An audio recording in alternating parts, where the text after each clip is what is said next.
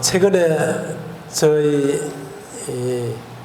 제 주변에서 일어났던 그 두 가지 사건이 있었습니다. 하나는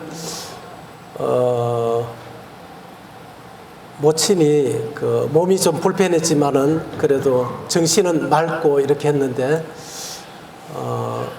그냥 세상을 떠나시게 되는 이런 일이 있었습니다. 거기에 장례식에 제가 갔다가 참 말할 수 없는 그 탄식, 참 아픔이 있었는데 그 모친이 복음을 알고 있는 성도의 가정의 그 어머니였는데 주님을 알지 못하고 세상을 이렇게 떠났습니다. 그래서 그 식장에 있는 시간 내내 이 모친이 지금 어디에 가 계실까, 그것을 생각했을 때에 제 마음이 정말 괴로웠습니다. 저도 그 모친에게 제가 찾아가서 이렇게 복음을 전할 수도 있었는데 참 그렇게 하지 못한 제 자신에 대한 자책감도 있었고, 또 그 자녀들이 어떻게 저렇게 부모님이 주님을 모르고 떠나게 또 했을까 하는 이런 또 원망하는 마음도 있었고, 그런 일이 이제 있었습니다. 그리고 나서 최근 며칠 전에 또 92살 먹은 그 모친이 이제 위독하다는 얘기를 듣고 저에게 복음을 좀 전해달라는 그런 요청이 있었습니다. 그래서 제가 가보니까 저희 이제 모임의 성도는 아니신데 교파에 다니시는 분인데 어머니의 구원을 위해서 미국에서 이렇게 급하게 이렇게 들어오셨더라고요. 들어오셨는데 자기가 최선을 이렇게 다해서 복음을 전했지만은 그 어머니의 그 마음에 이 변화를 이렇게 볼 수가 없어서 이제 그 의사는 이제 그 가족들을 불러서 마지막 인사를 좀 해야 될 것 같다 이런 얘기를 들으니까 마음이 조급해졌습니다. 그래서 어떻게 할까 하다가 또 아는 사람을 통해서 저를 좀 복음을 전해달라고 해서 제가 급히 그 병원으로 가서 복음을 전하게 됐는데 그 모친의 그 여러 가지 건강 상태가 아주 최악이었습니다. 그래서 눈을 이렇게 뜰 수 있는 힘이 없었어요. 그리고 또 말을 이렇게 대답을 할 수 있는 그 또 기력이 없었고, 그래서 자기가 할 수 있는 것은 고개를 약간 끄덕끄덕 해주는 이것으로 자기 의사를 표현할 수밖에 없는 그런 아주 그냥 위독한 그런 상태였습니다. 그래서 저는 이제 최선을 다해서 그 모친의 귀에다 대고 이제 모친이 이 세상을 떠날 시간이 가까워 왔는데 이 모친이 이 세상을 떠나면 육체는 땅으로 돌아가지만 모친의 그 육체 안에 있던 영혼은 하나님 앞으로 가서 심판을 받게 됩니다 하고 이제 쭉 복음을 전해드렸습니다. 그러면서 이제 그 모친에게 예수님을 믿으라고 이렇게 권하고 예수님을 내 마음의 주인으로 믿겠다고 이렇게 이제 고백을 하라고 얘기를 했는데 스스로 고백을 할 수 있는 그런 상황이 아니었습니다. 그래서 제가 모친 죄를 따라해 보십시오 하고는 그 죄에 대한 것을 얘기하고 또 십자가의 제사함을 얘기해 드리고 그 다음에 부활하신 예수님을 내 마음의 주인으로 믿겠습니다 라고 고백을 해보라고, 예수님 내 마음의 주인으로 예수님을 믿겠습니다, 그걸 따라 해보라 하니까 그 모친이 거의 하지를 못했어요. 그러다 마지막으로 예수님 겨우 힘겹게 이게 따라 했습니다. 그래서 예수님을 내 주인으로 믿겠습니다 이렇게 이제 고백을 했는데,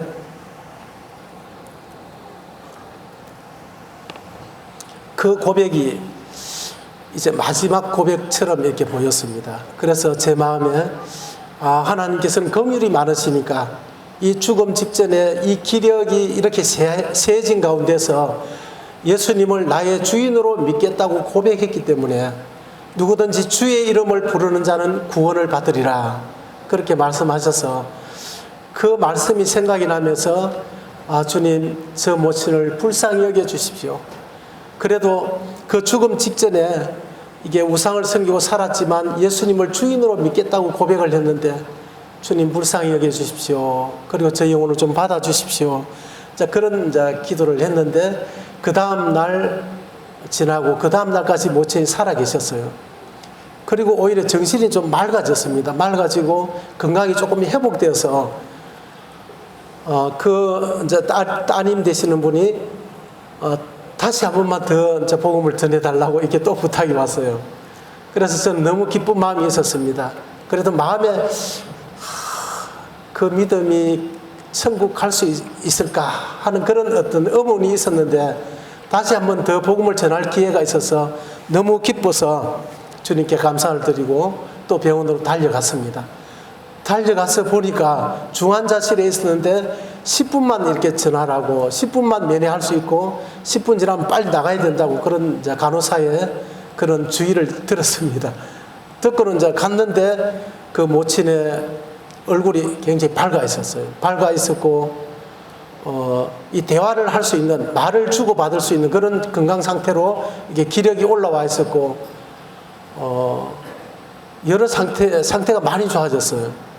그래서 제가 이제는 좀 확실하게 복음을 전해드려야 되겠다 싶어가지고 기도를 먼저 해드리고 모친 지금까지 살아오시면서 혹시 죄를 지은 것이 있습니까? 하고 물어보니까 내가 지은 죄를 내가 어떻게 할 수 있습니까? 이런 얘기를 하시더라고요. 그래서 그 말은 나는 별로 죄를 짓지 않고 살아왔다 이런 뜻이겠죠. 그래서 그렇습니까?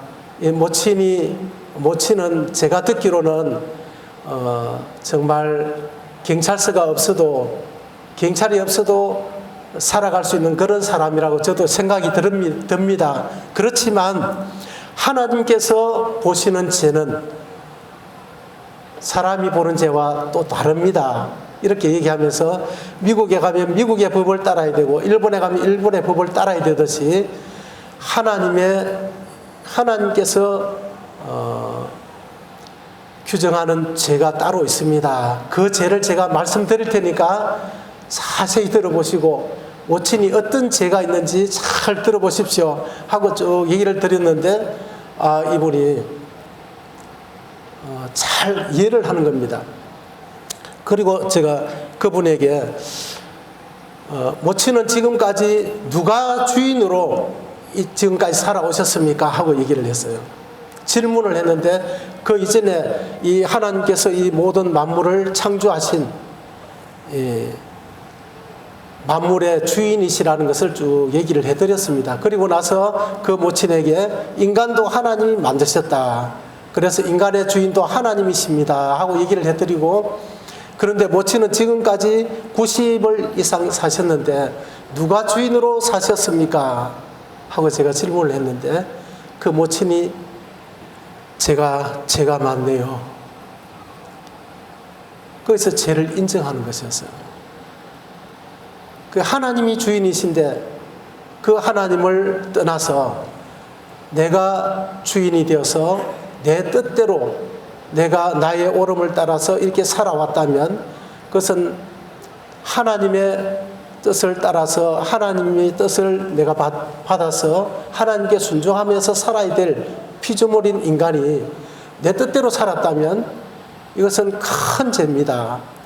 이것은 하나님을 거역하는 죄였고 대적하는 죄였고 하나님을 반역하는 죄였습니다. 하고 얘기를 이제 해드리니까 그 모친이 죄송합니다. 그러면서 정말 누가 이게 죄송합니까? 제가 이렇게 물어보면서 예수님이 바로 하나님이십니다. 정말 죄송하다면 예수님 제가 지금까지 내가 주인으로 살아와서 주님을 대적해서 죄송합니다. 이제 그 회개할 것을 제가 얘기를 했는데 이 모친이 그대로 받아들이고 예수님 죄송합니다. 그렇게 회개가 이제 일어나는 것이었어요. 그래서 십자가에서 예수님이 그 죄를 십자가에서 담당해 주시고 부활하신 사실을 이제 말씀을 드렸습니다. 그리고 그 예수님을 이제 나의 마음의 주인으로 내 마음에 영접하시면 모친이 하늘나라에 들어갈 수 있습니다 하고 얘기해 드렸는데, 제가 모친에게 따라해보라 했습니다. 모친, 예수님 내 마음에 들어오십시오 따라해보라 하니까 모친이 그냥 거기서 예수님, 지금 예수님을 내 주인으로 내 마음에 모시겠습니다 이렇게 이제 주님을 진짜로 모시는 것이었어요. 그러면서 성령의 어떤 역사가 있었고 이제 변화가 있었습니다. 그리고 이제 그 딸이 그리고 났는데 이제 간호사가 막 들어오더니 막 화를 내면서 10분만 하라 하고 했는데 지금 20분이 넘었다 하면서 막 화를 내는 것이었어요. 그래서 아이고 미안합니다 하고는 이제 이게 나왔는데, 그 간호사가 하는 말이 이제 이 환자에 대해서는 매너 없습니다 이렇게 하면서 막 화를 냈어요. 그런데 그 따님이 밖으로 나오면서 이제는 안 와도 괜찮습니다. 우리 엄마가 이제는 주님을 믿었기 때문에 안 와도 괜찮습니다 하는 그 얘기를 이제 들으면서 참 주님 앞에 너무 감사가 됐거든요. 그런데 뉴스를 들어보니까 그 피서를 갔던 그 가족이 갔는지 제가 잘 모르겠는데, 그 작은 아들이 이제 그 호수에 이제 물에 빠졌습니다. 빠지니까 그 형이 이제 그 아이를 건지러 들어가다가 그 둘 다 이제 빠지게 된 거예요. 그러니까 이 아버지가 50대 아버지라고 했는데, 그 아버지가 두 아들이 이제 물에 빠진 모습을 보고는 또 뛰어 들어갔습니다. 뛰어 들어가가지고 그 아버지도 이제 이렇게 같이 세 사람이 익사한 그 뉴스를 이렇게 듣게 됐는데, 그 익사한 그 내용이 너무 안타까웠지만은 제 마음에는 저분들이 주님을 만나고 세상을 떠났을까 하는 그 생각이 들면서 제 마음에 굉장한 무거운 짐이 이렇게 일어나는 것을 봤습니다. 내가 알고 있는 사람들이 언제나 이 복음을 들을 수 있는 기회가 주어지는 것이 아니라 기회가 이렇게 없어질 수 있구나, 참 이런 생각을 하게 되면서 이번 캠프 때에 참석하신 여러분들, 이곳에 오신 것을 정말 환영하고, 또 이곳에 오신 것은 요한복음 6장 44절을 보면 나를 보내신 아버지께서 이끌지 아니하시면 아무도 내게 올 수 없느니라, 이런 말씀이 있습니다. 이곳에 여러분들이 오신 것은 여러분들의 주변에 있는 분들의 권유로 이렇게 오셨지만은 사실 그 배후에 보면 하나님 아버지께서, 여러분은 하나님을 생각지도 않는데 하나님 아버지께서 여러분들을 사랑하시기 때문에 여러분들 이곳으로 올 수 있도록 이렇게 인도하셨다고 하는 겁니다. 그래서 이번 기회에 그 하나님의 사랑을 정말 깨닫고 인격적으로 하나님을 만나는 그런 시간이 되기를 기도합니다.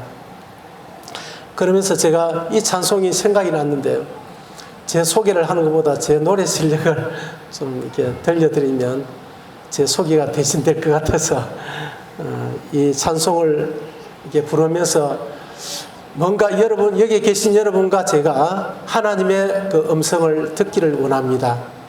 꼭 알아야 되지요.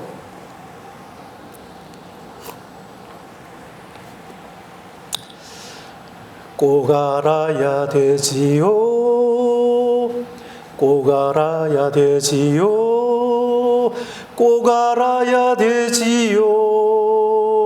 주 예수를 꼭 알아야 되지요. 꼭 알아야 되지요. 꼭 알아야 되지요.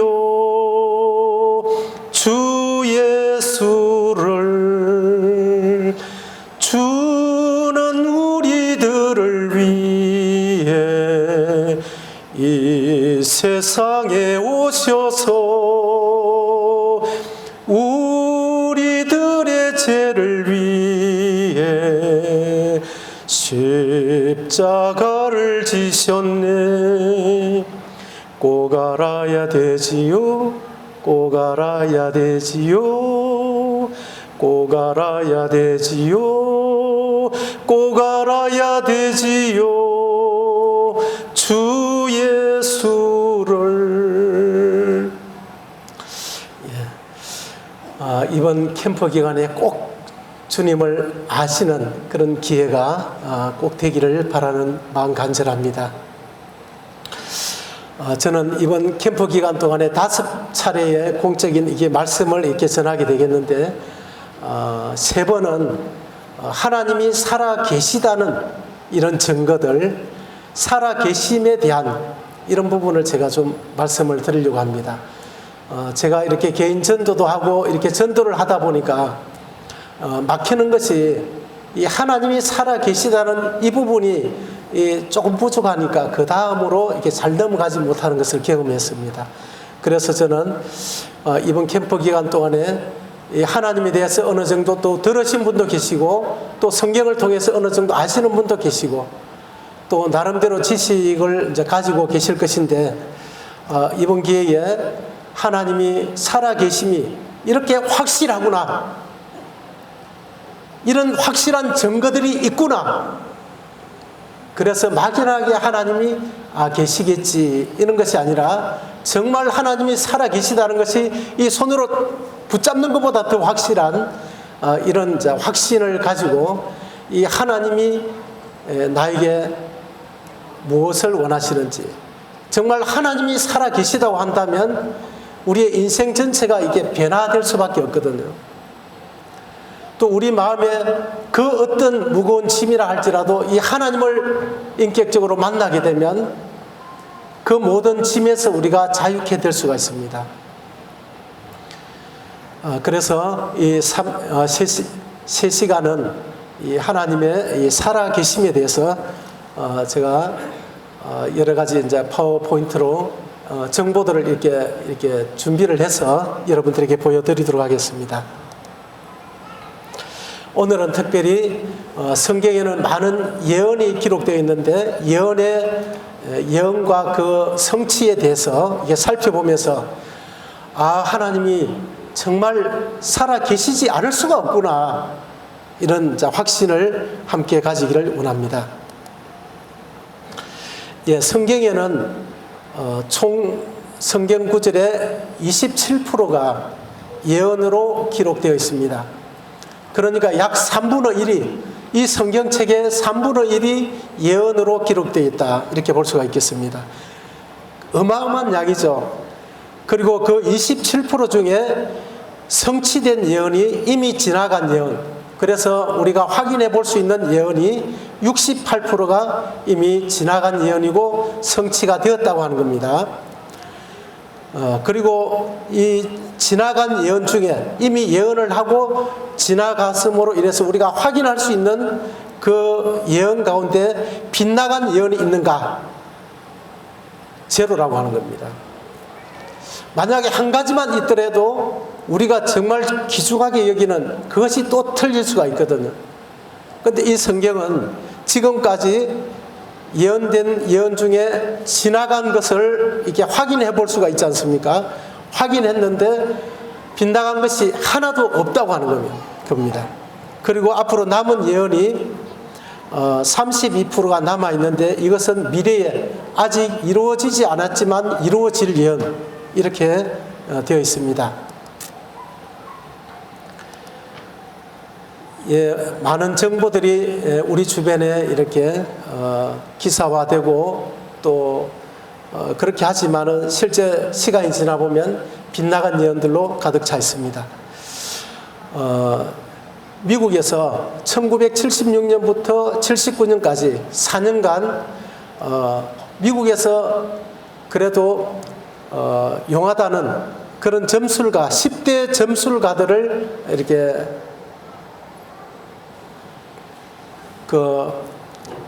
선별을 해서 그들이 발표한 그 예언이 얼마나 맞았는지 그것을 이렇게 확인해 보니까 엄청난 결과가 나왔습니다. 이 98%가 틀리더라고 하는 겁니다. 그리고 단 2%가 일치했는데, 그런데 많은 사람들이 그 예언가들을 막 이렇게 찾아가고 그 예언가들이 유명해지는 이런 현상은 그러면 어떤 현상일까요? 98%가 틀렸다는 것을 알게 된다면 사람들이 그분을 찾아갈 리가 없는데, 많은 사람들이 그 유명한 점술가들을 이렇게 찾아가거든요. 그럼 왜 이렇게 엉터리 점술가들인데도 왜 사람들이 찾아갈까요? 98% 틀린 이 사실은 아무도 보도를 하지 않는다고 하는 겁니다. 단지 2%가 이제 일치했는데 이 맞은 것만 계속 이렇게 방송에, 신문에 또 이렇게 광고를 하기 때문에 아주 이렇게 잘 맞는 것 같지만은 맞지 않는다고 하는 거예요. 그래서 이 예언을 하고 그 예언이 지나서 성취되는 것은 그렇게 어렵다 하는 것입니다. 누구든지 예언은 할 수가 있습니다. 어떤 어마어마한 예언도 할 수가 있는데 그 예언이 성취되지 않는다면 그 예언한 사람과 그 예언은 아무 가치가 없는 거죠. 그런데 성경은 그렇게 어마어마한 양의 예언이 있었고 그 예언이 지났는데 68%가 하나도 틀리지 않고 다 성취되었다고 하는 거, 이 엄청난 일이라고 하는 겁니다. 우리가 좀 비교를 좀 해보기를 원합니다. 로또에 많은 사람들이 이제 관심을 가지고 있는데요. 이 로또에 인생을 이제 거는 사람도 많이 있죠. 이 로또에서 연속 1등을 할 확률이 14제곱분의 1이라고 합니다. 그게 10조분의 1. 10조 명이 한 사람 당첨될 확률이 로또 연속 1등할 확률이 이런 수치라고 하는 겁니다. 이것이 가능하겠습니까? 연속 1등 이 당선이 가능하겠습니까? 거의 이제 불가능한 것처럼 보이지 않습니까? 그런데 이 성경에 보면 이 고레스 왕에 대한 예언이 있는데 이 왕에 대한 예언하고 그 예언이 성취될 확률이 이 확률과 동일하다고 하는 겁니다. 이 성경에는 어마어마한 예언들이 이렇게 27%나 예언되어 있는데 그 예언 중에 고레스 왕에 대한 예언 한 가지가 성취될 확률이 로또의 연속 1등을 할 확률과 같은 그런 확률이라고 하는 겁니다. 이 부분에 대해서는 조금 이따가 이제 살펴보겠습니다. 그리고 또 예수님이 이 땅에 이제 오실 것에 대한 예언이 구약에 계속 예언이 되어 있었습니다. 하나님께서 메시아를 이 땅에 보내실 것에 대해서 예언이 되어 있었는데 그 예언이 8가지, 단 8가지가 이게 성취될 확률이 10의 10제곱분의 1, 그러니까 10경분의 1이라고 하는 거예요. 그냥. 로또의 연속 1등할 확률도 사실 거의 불가능한데 예수 그리스도에 대한 예언 8가지가 성취될 확률은 더 어렵다고 하는 겁니다. 그런데 문제는 우연히 이런 그 확률이, 이런 예언이 우연히 맞아 들어갈 수 있는 확률은 거의 이제 제로라고 하는 거죠. 그런데 이런 예언들이 성경에는 하나도 틀리지 않고 다 맞았다고 하는 겁니다. 그렇다면 이 성경이 얼마나 사실적이고 얼마나 이 예언을 하신 분이 과연 누구냐 하는 것이죠. 과연 어떤 분이기에 그 많은 예언을 했는데 예언이 하나도 틀리지 않고 다 성취될 수 있느냐. 그것은 신이 아니면 그것을 그렇게 정확하게 맞출 수가 없다고 하는 겁니다. 하나님은 현재와 과거와 미래가 항상 현재로 존재하기 때문에 하나님에게는 틀릴 수가 없는 겁니다. 우리 인간에게는 시간이 과거도 있고 현재도 있고 미래가 있기 때문에 미래에 대한 것은 우리가 미래에 어떤 일이 일어날 것을 알아맞히는 건 정말 어려운 것이죠. 만약에 1분 이후에 일어날 일을 내가 안다면 이 세상에 교통사고 날 사람은 아무도 없겠죠. 저도 교통사고를 한번 내봤는데요. 사거리에서 교통사고가 났는데 그냥 이 차가 오는 걸 이렇게 보면서도 그냥 이게 그냥 충돌을 하는 겁니다. 그냥 내가 번하게 이렇게 눈을 쳐다보면서도 그게 충돌이 되더라고요. 만약에 1분 뒤에 일어날 일을 내가 알았더라면 그 신호등에서 내가 멈추고 있었든지 아니면 그 1분만 늦게 왔더라면 그 사고를 막을 수 있겠죠. 그래서 우리 인간은 1분 뒤에 일어날 일들도 예언하고 마치기가 그렇게 어렵다고 하는 겁니다.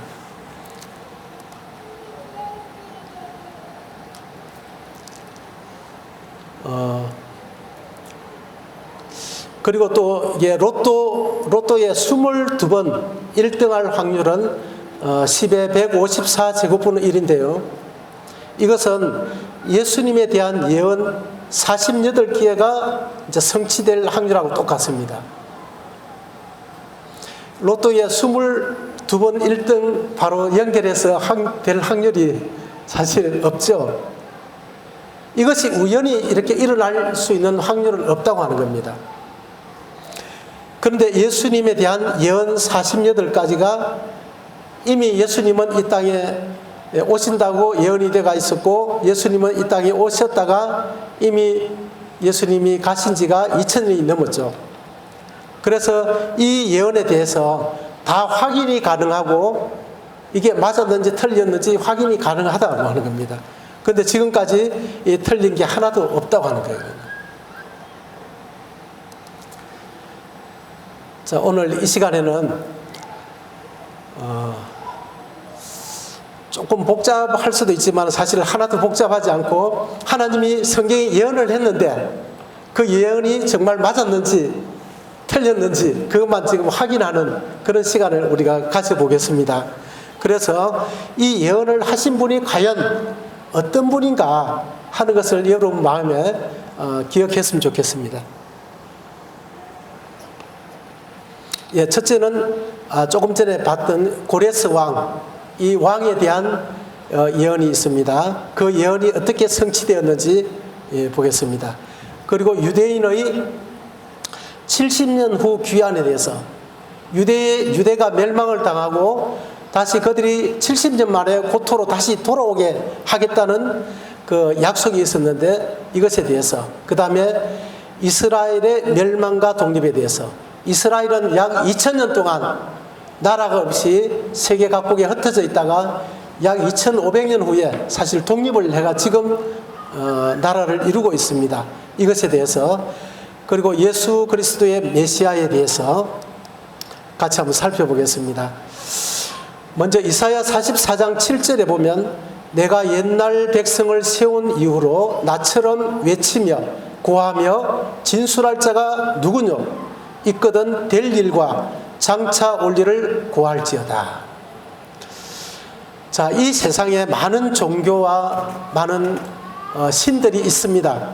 그런데 그 신들 중에 장차 될 일을 미리 고하고 그것을 성취를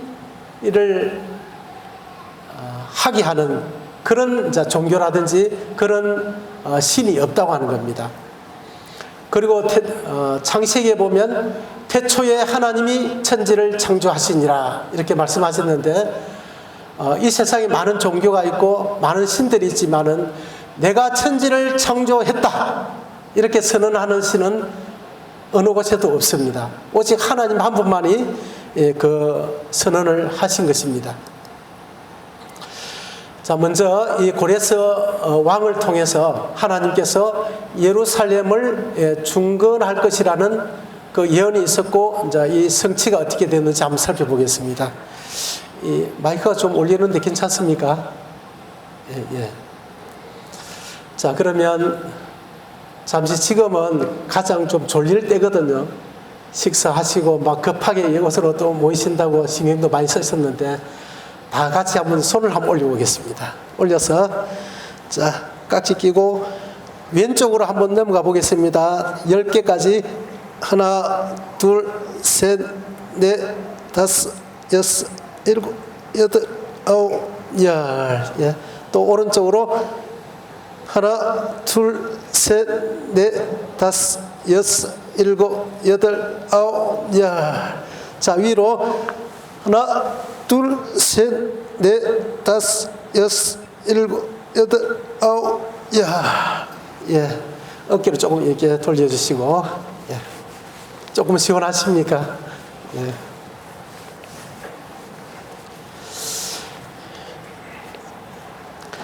제가 짧게 기도 한번 하고 또 이어가겠습니다. 살아계신 하나님 아버지, 아버지께서 이끌지 아니하시면 아무도 내게 올 수 없다고 말씀하신 대로 이곳에 아버지께서 구원하시기를 원하시는 그러한 귀한 분들을 이곳으로 참 이끌어 주신 것을 믿습니다. 이번 캠프를 통해서 살아계신 하나님, 온 우주 만물을 창조하신 하나님, 인간을 창조하시고 인간의 생사화복을 주관하시며 인간의 주인이신 하나님을 이번 기회에 인격적으로 만날 수 있도록 축복해 주시기를 원합니다.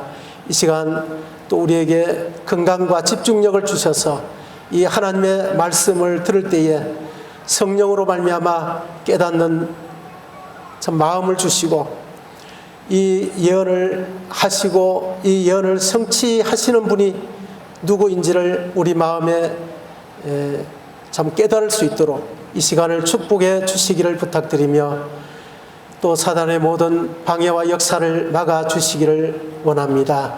이 모든 말씀을 주 예수 그리스도의 이름으로 기도드리옵나이다. 아멘.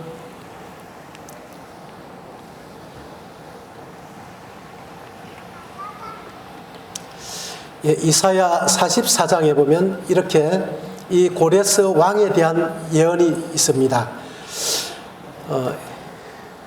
이 글자가 보이시면 같이 좀 읽어주시면 감사하겠습니다. 시작.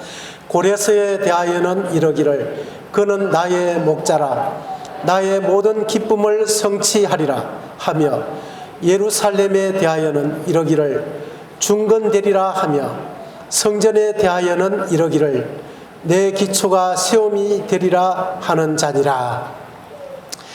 예, 이 하나님께서 이 이사야라는 선지자를 통해서 하나님께서 장차 이 고레스라는 이 왕을 일으켜서 그 이스라엘에 다시 성전을 중건하는 그런 일을 하겠다. 이렇게 지금 예언을 하신 것입니다.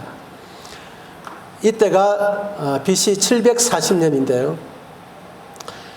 그런데 언제 성취가 되었느냐 하면 이 에스라 시대에 BC 538년에 이 예언이 실제로 이제 성취가 되는 것을 이렇게 볼 수가 있는데요. 바사왕 고레스는 말하노니 하늘의 신 여호와께서 세상 만국으로 내게 주셨고 나를 명하사 유다 예루살렘의 전을 건축하라 하셨나니 이스라엘의 하나님은 참 신이시라. 너희 중에 무릇 그 백성 된 자는 다 유다 예루살렘으로 올라가서 거기 있는 여호와의 전을 건축하라. 너희 하나님이 함께 하시기를 원하노라. 여기에 보면 예루살렘에 대하여 이러기를 중건되리라 하며 성전에 대하여는 이러기를 내 기초가 세움이 되리라 하는 자니라.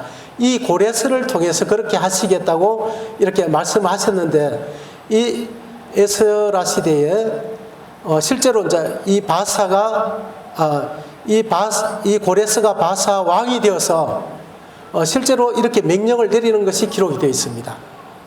자, 이것을 그런데 이 고고학 발굴을 통해서 보면 실제 이 고레스 왕이 살았던 이 왕궁과 그의 무덤이 실제로 이제 이 고고학으로 지금 발굴되었습니다. 연대를 이렇게 보면 이사야가 이 고레스 왕에 대해서 예언을 한 때는 BC 740년입니다. 그러면 이 고레스가 태어나기 전에, 그러니까 140년 전에, 태어나기 140년 전에 이 고레스라는 왕이 태어나서 이 고레스 왕이 이스라엘 백성들을 이 고토로 돌아가게 해서 성전을 이렇게 건축하도록 할 것이다 하는 명령을 이렇게 내렸는데, 실제 140년 후에 이 고레스가 이렇게 태어납니다. 고레스가 이제 태어나고 이 고레스가 왕으로 이제 등극하게 되는데, 이 고레스가 태어나기, 그러니까 예루살렘이 사실 멸망하기 이전에 이 이사야를 통해서 하나님은 예루살렘이 멸망을 할 것인데, 멸망을 했지만은 고레스라는 왕을 하나님이 일으키셔서 다시 그들로 하여금 고토로 돌아가게 하겠다, 이렇게 이제 약속을 하셨는데, 그것이 그대로 성취가 되었다고 하는 겁니다. 140년 후에 고레스라는 왕이 실제로 태어났고, 이 고레스 왕이 실제 칙령을 내려서 유다 백성들이 예루살렘이, 고레스 왕이 태어나고 나서 그 이후에 이제 예루살렘이 멸망이 되죠. 멸망이 되고, 그 다음에 이 고레스 왕의 칙령에 의해서 유다 백성들이 다시 고토로 돌아가서 성전을 재건하는 이런 일이 실제로 이제 일어났다고 하는 겁니다.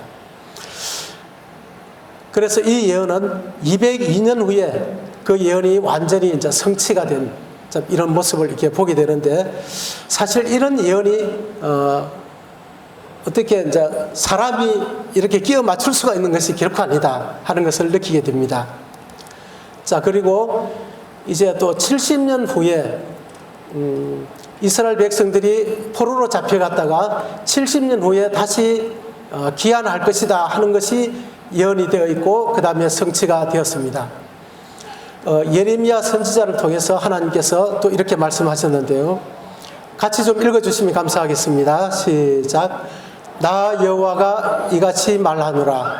바벨론에서 70년이 차면 내가 너희를 건고하고 나의 선한 말을 너희에게 실행하여 너희를 이곳으로 돌아오게 하리라. 여기에 보면 70년이 차면 이렇게 말씀하고 있죠. 자, 그리고 실제로 이제 성취는 에스라 시대에 가가지고 다리오 왕의 조서가 내림에 강스펜 총독 다뜨네와 스달 보스네와 그 동료들이 신속히 준행한지라. 유다 사람의 장로들이 선지자 학개와 이또의 손자 스가랴의 건면함으로 인하여 전 건축할 일이 형통한지라.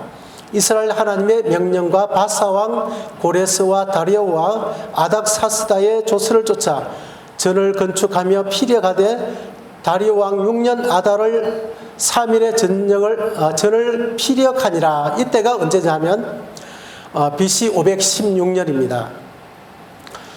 그래서 이것을 이제 도표로 보면 예언은 예레미야가 627년에 예언을 했는데, 실제 유다가 멸망하기로는 586년에 멸망을 했죠.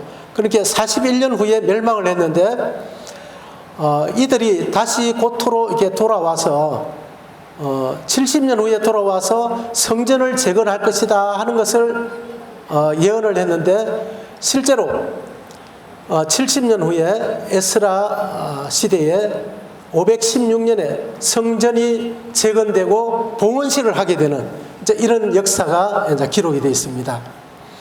그래서 이것은 예언을 하고 나서 이게 성취되기까지 111년 후에 이것이 그대로 이제 성취가 되었다고 하는 겁니다.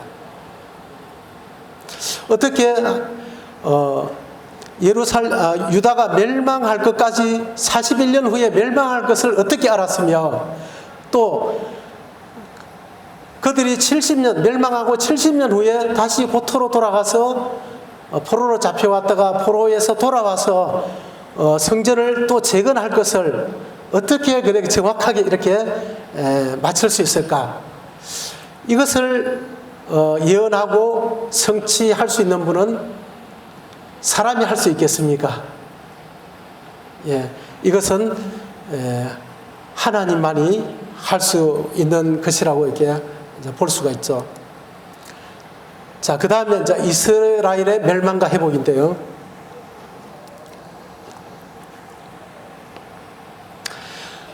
이런 얘기를 합니다. 하나님을 알고 싶으면 이스라엘을 연구해보라. 이런 말씀이 있습니다. 이스라엘은 하나님이 선택해서 그 민족을 통해서 하나님이 살아 계시다는 것을 온 세계에 알리는 나팔수로 이렇게 선택을 했거든요. 그래서 이스라엘의 역사를 연구해보면, 하나님이 살아 계시다는 것을 안 믿으려고 해도 믿어질 수밖에 없다고 하는 겁니다. 자, 이스라엘의 멸망과 회복을 보면 이스라엘이 한 나라로 돼가 있었는데 이게 갈라졌습니다. 우리나라처럼. 그래서 북이스라엘이 먼저 멸망하고 그 다음 남유다가 586년에 이제 멸망을 하게 됩니다. 그리고는 계속 페르시아, 헬라, 로마의 이제 지배를 이제 받게 되죠. 그리고 그 나라에 AD 70년에는 그 나라에 살고 있던 이스라엘에 살고 있던 사람들을 전부 다 이동을 거의 다 시켜 버렸어요.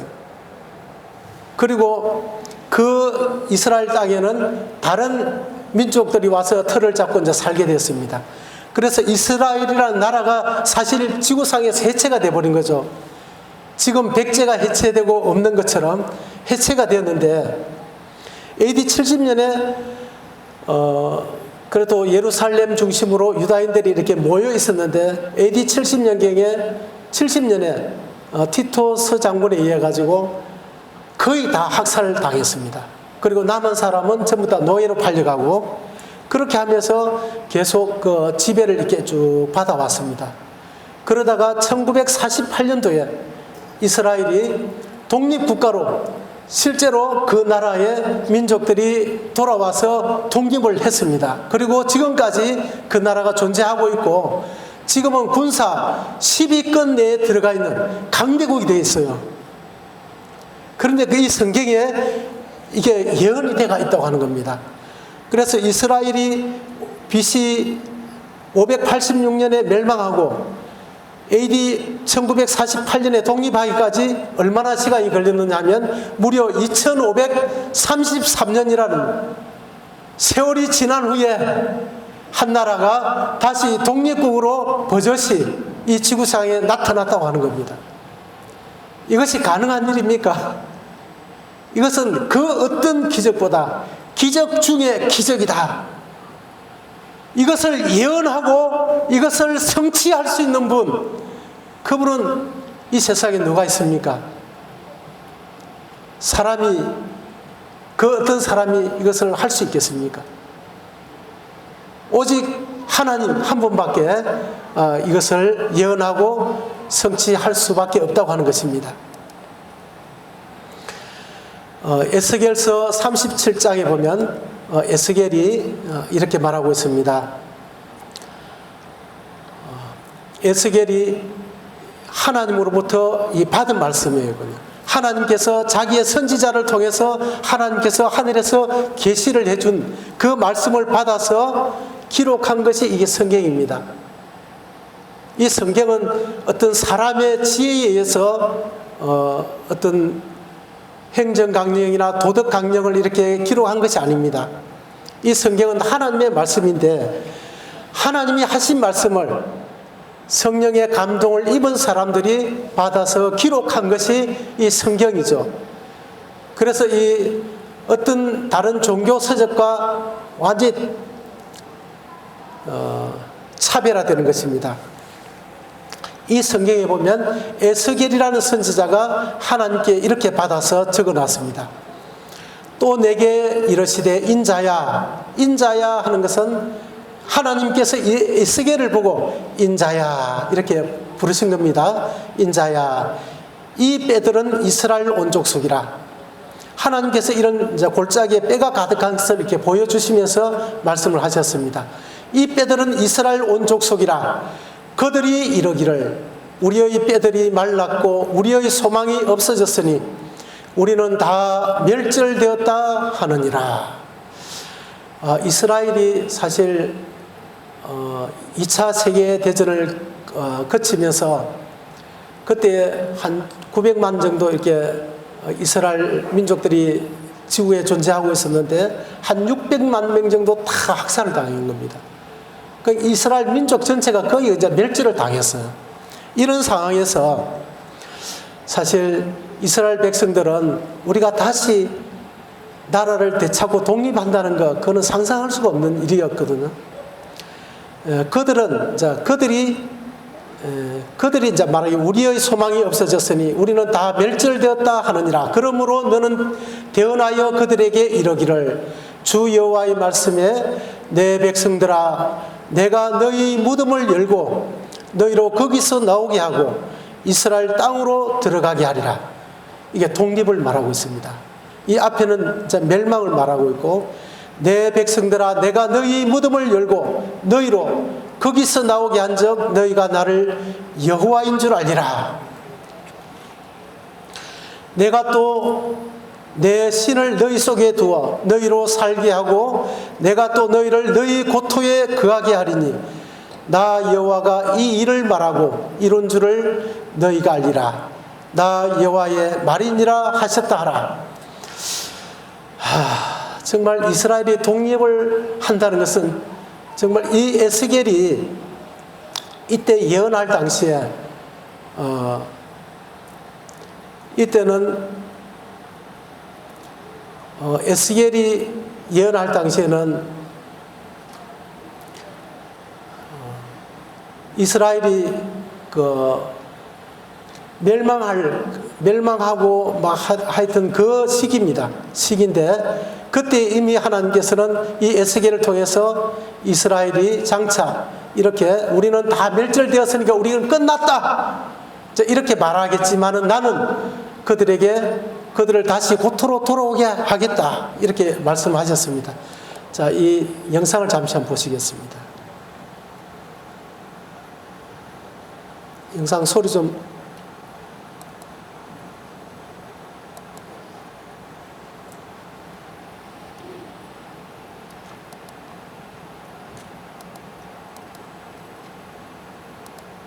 탄압했다. 유대인들은 다윗의 뼈를 가져가내야 했고 홀란드에서는 빈민굴에서만 살아야 했다. 외부 세계와 차단된 그 빈민굴은 거짓듯이 붕괴했고 질병과 배고픔만 가격했다.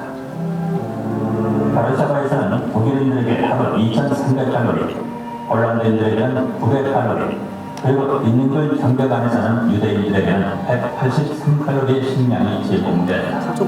그 정도의 열량으로는 불 좀.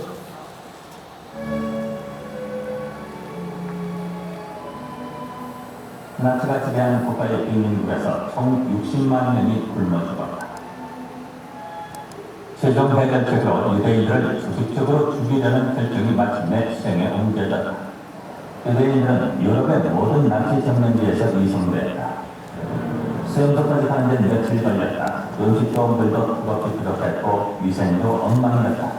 많은 사람들이 도중에서 죽었다. 수용소에 도착해서는 우리는 거기가 어딘지도 몰랐어요. 그것이 죽음의 장소라고는 생각했죠. 불뚝이 보였고 불뚝에서는 연기가 나고 있었습니다. 그 광경을 보니 소름이 끼쳤습니다.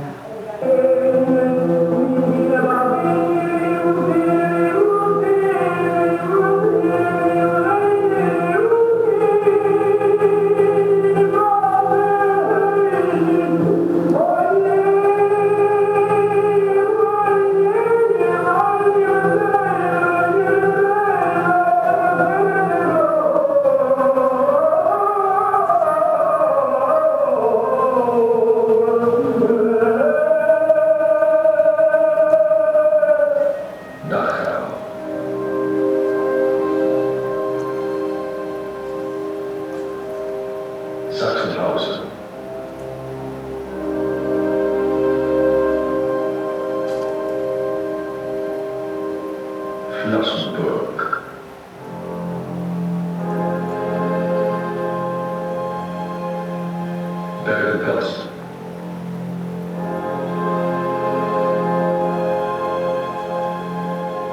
Not house.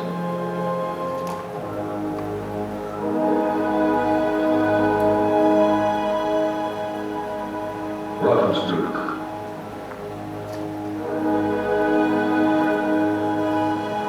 Not house.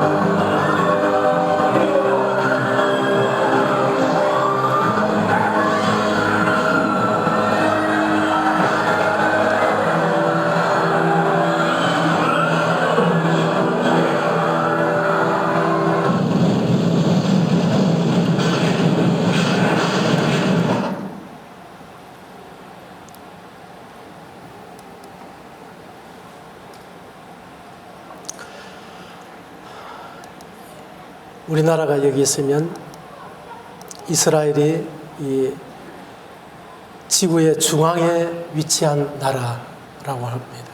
하나님께서는 이 이스라엘을 통해서 사실 하나님이 살아계심을 온 세상에 증거를 하고 계시는데 이스라엘이 왜 이런 순환을 당했을까요? 그들은 하나님을 버렸기 때문이라고 성경은 말하고 있습니다.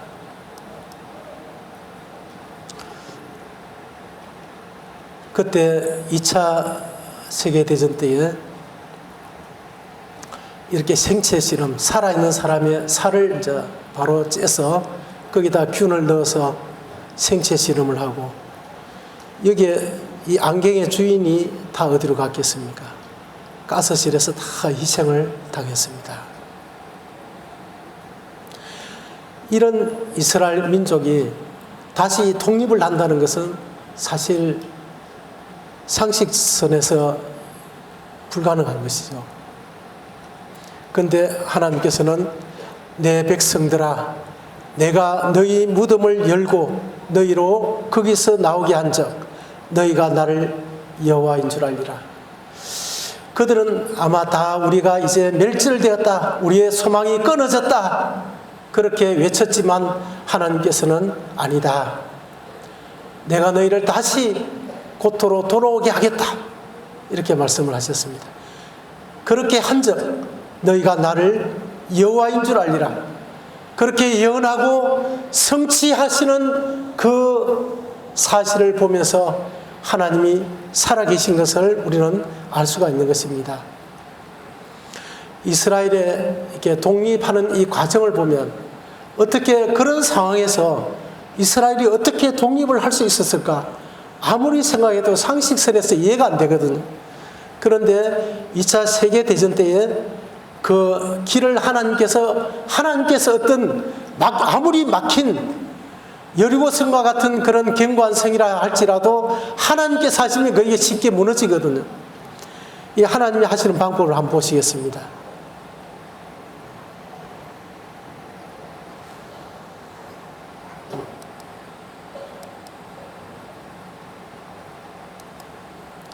영상 소리 좀 부탁합니다.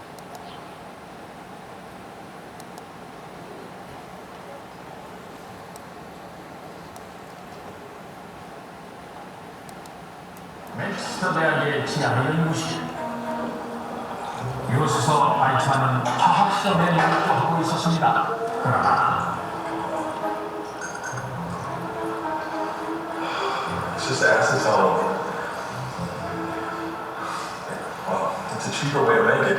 우연히 발견한 아세톤 제조 방법. 그래서 아무도 이런 발견에 관심을 가지지 않았습니다.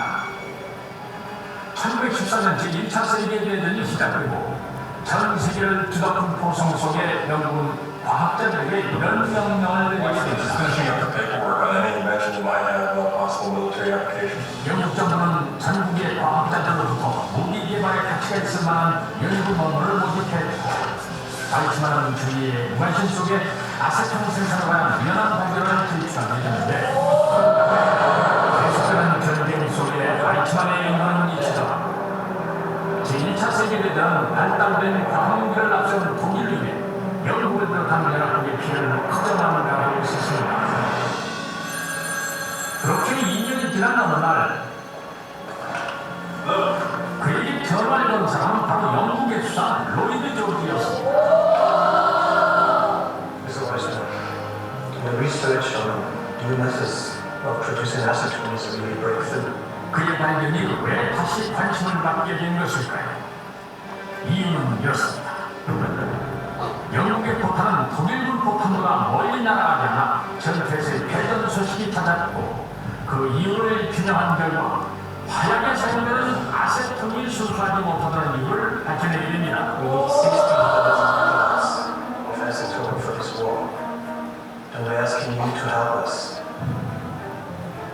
We will give you anything you want. 60,000 tons. 결국 바이츠만은 이 물질이 전혀 들어있지 않은 순수한 아세톤의 대량 생산 연구에 착수하게 되고 마침내 가둬놓는 연구를 통해 옥수수를 이용한 아세톤의 대량 생산 방법을 찾아내는 데 성공하게 됩니다.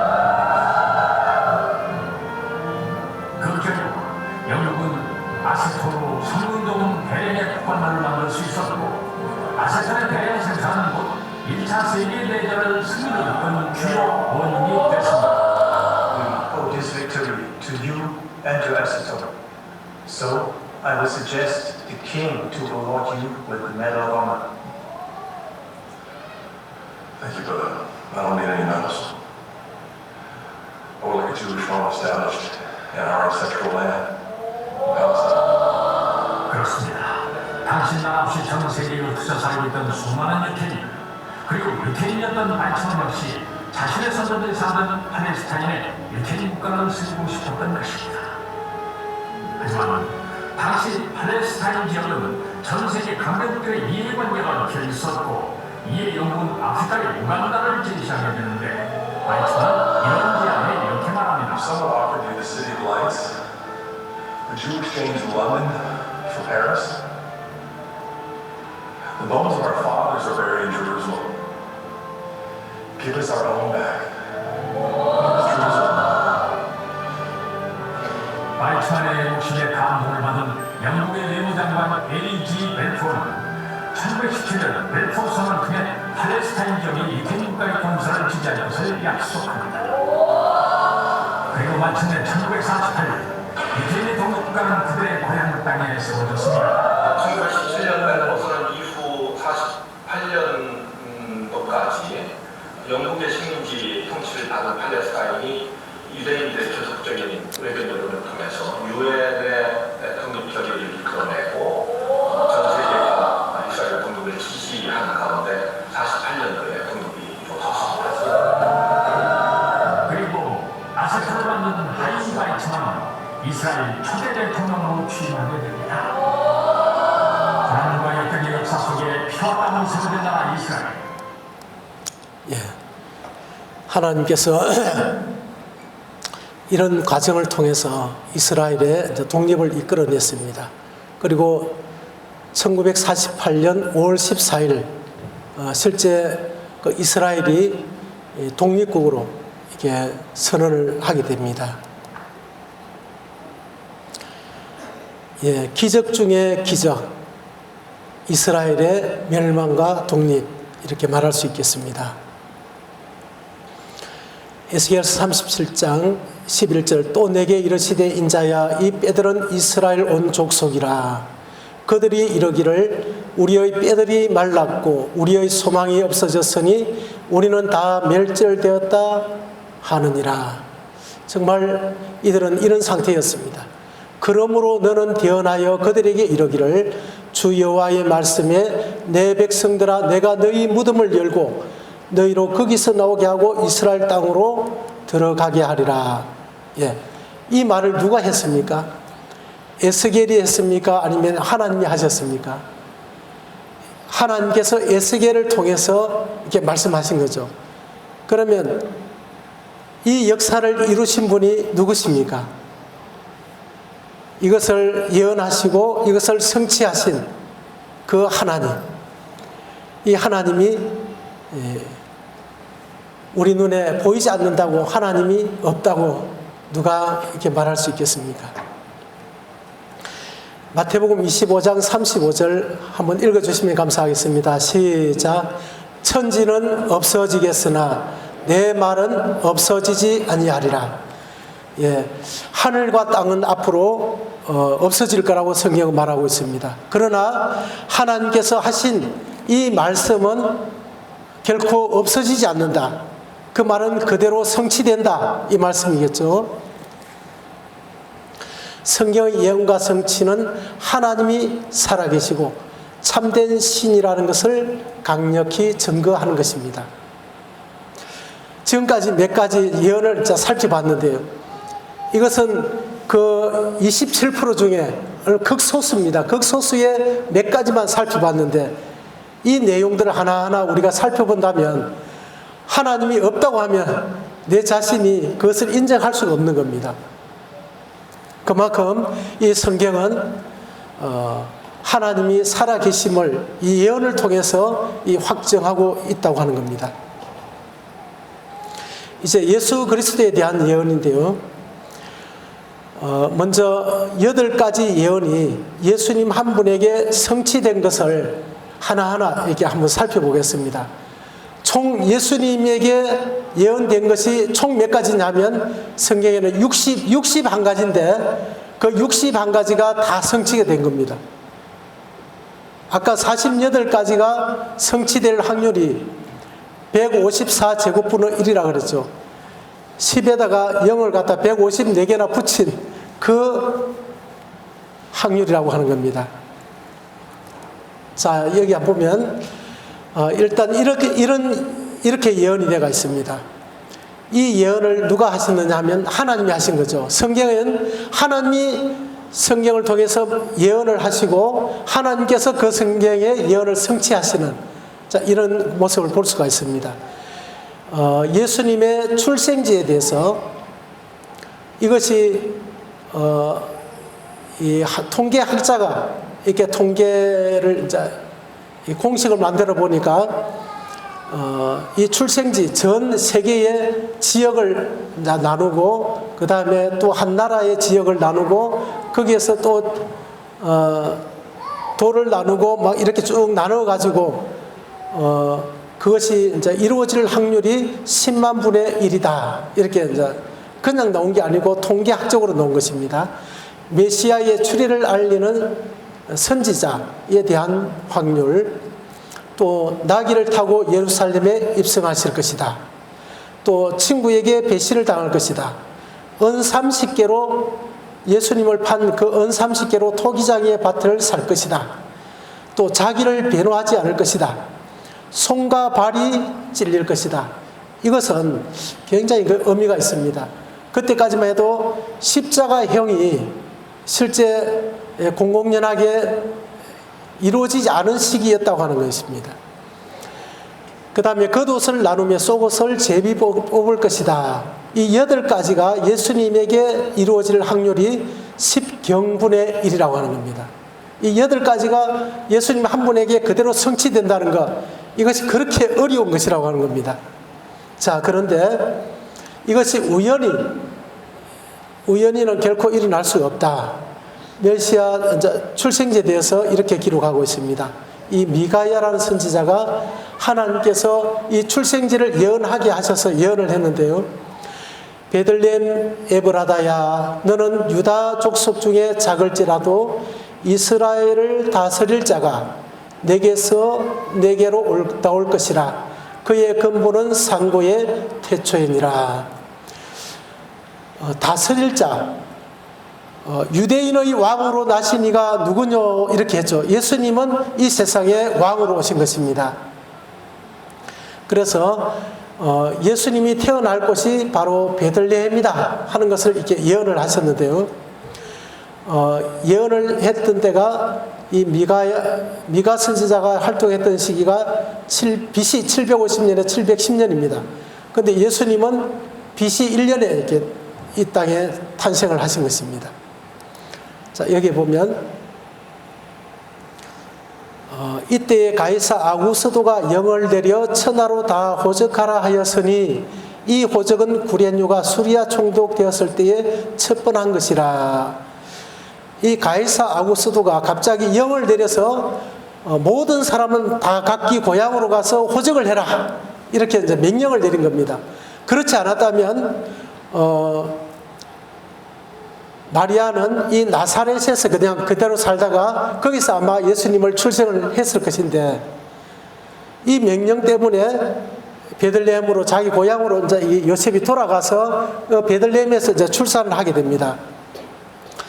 모든 사람이 호적하러 각각 고향으로 돌아가며 요셉도 다윗의 집 족속인 고로 갈릴리 나사렛 동네에서 유다를 향하여 베들레헴이라는 다윗의 동네로 그 종원한 마리아와 함께 호적하러 올라가니 마리아가 이미 잉태되었더라.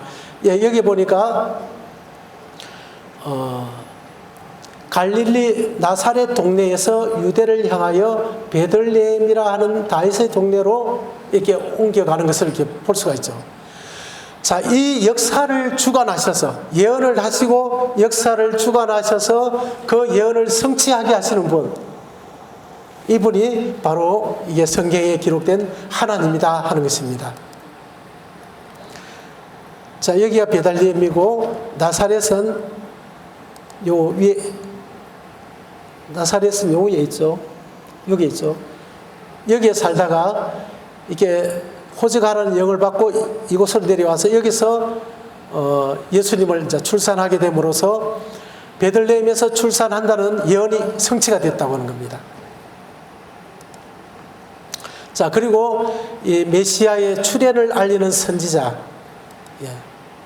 여기에 보면 만군의 여호와가 이르노라, 보라 내가 내 사자를 보내리니 그가 내 앞에서 길을 예비할 것이요 또 너희는 너희의 구하는 바 주가 호련히 그 전에 임하리니 곧 너희의 사모하는 바 언약의 사자가 임할 것이라.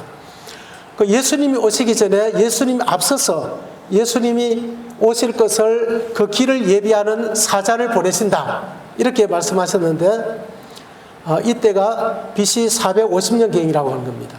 그런데 성취는 예수님이 이 땅에 오셔가지고 이 공적 사역을 하심으로써 그것이 이제 예언이 성취가 된 거죠. AD 30년경에. 기록된 바 보라 내가 내 사자를 내 앞에 보내노니 그가 내 앞에서 내 길을 예비하리라 한 것이 이 사람에 대한 말씀이라. 이 예언에 대해서 해석을 해주고 있죠. 내가 너희에게 말하노니 여자가 낳은 자 중에 요한보다 큰 이가 없도다. 그러나 하나님의 나라에서는 극히 작은 자라도 저보다 크니라. 이 세례 요한이라는 사람이 먼저 와서 예수님의 길을 예비하는 그런 선지자의 그 활동을 하는 것을 이렇게 봅니다. 그래서 이것이 이렇게 이제 성취가 됐다고 하는 겁니다.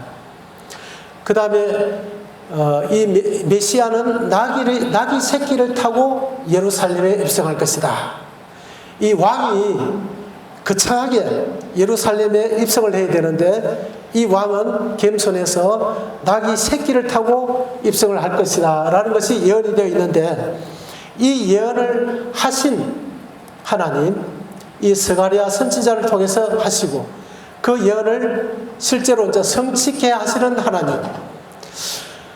그래서 이 예언과 성취는 이 성경을 보면 하나님이 모든 것을 이게 주관하신다는 것을 이렇게 볼 수가 있습니다.